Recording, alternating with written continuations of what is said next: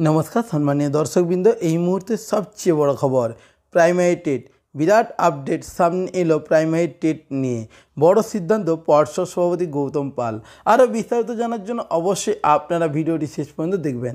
প্রাথমিক শিক্ষা পর্ষদের তরফ থেকে ডিসেম্বর মাসে প্রাথমিক টেট পরীক্ষা নেওয়া হয়, তবে এইবার সূত্রের খবর অনুযায়ী জানা গেছে যে প্রাথমিক যেসব টেট পরীক্ষা ইতিমধ্যেই নেওয়া হয়েছে সেগুলির ফলাফল দ্রুত প্রকাশ করবে প্রাথমিক শিক্ষা পর্ষদ অর্থাৎ West Bengal board of primary education. তার জন্য প্রস্তুতি ইতিমধ্যেই শুরু করেছে প্রাথমিক শিক্ষা পর্ষদের সভাপতি গৌতম পাল।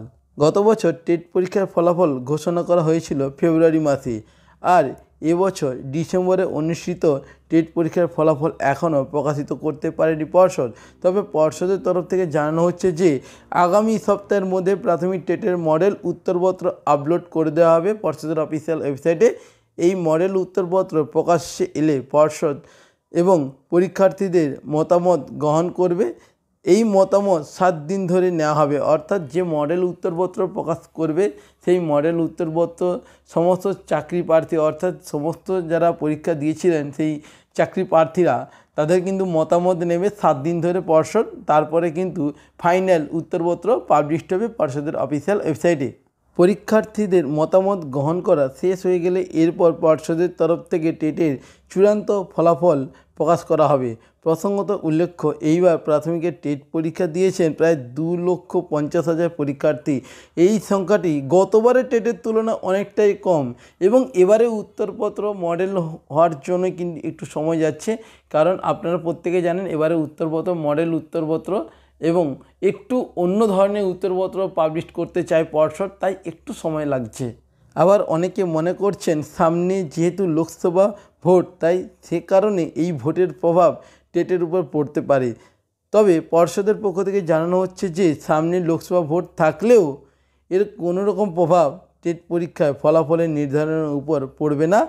জানা গেছে আগামী সপ্তাহে অর্থাৎ এই মার্চের মধ্যে প্রাথমিক টেট পরীক্ষার ফলাফল প্রকাশিত হবে এবং পর্ষদের অফিসিয়াল ওয়েবসাইটেই প্রকাশিত করবে পর্ষদ। অনেকেই এই বিষয়ে প্রশ্ন করছে যে গতবার এর থেকেও কম সময়ে টেট পরীক্ষার ফলাফল ঘোষণা করা হয়েছিল, তবে এইবার সময় অধিক লাগায় কারণ কি?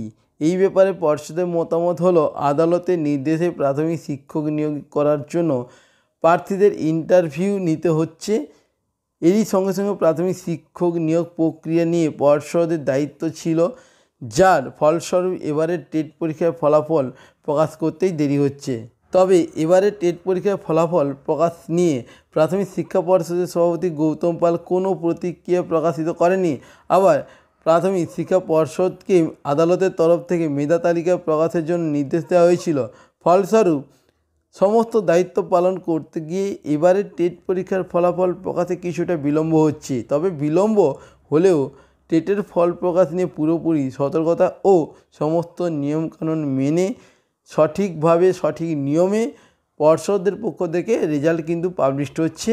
তবে এবারে মডেল উত্তরপত্র পাবলিশড হবে, তো পর্ষদের পক্ষ থেকে এমনটাই দাবি যে এবারে কোনো অস্বচ্ছতা থাকবে না, যে সাদা খাতা জমা দিয়ে চাকরি পাবে বা সাদা খাতা জমা দিলে ফুল নম্বর পাবে। যারা যোগ্য, যারা সঠিকভাবে প্রশ্নের অ্যান্সার লিখেছেন তারাই পাস করবেন।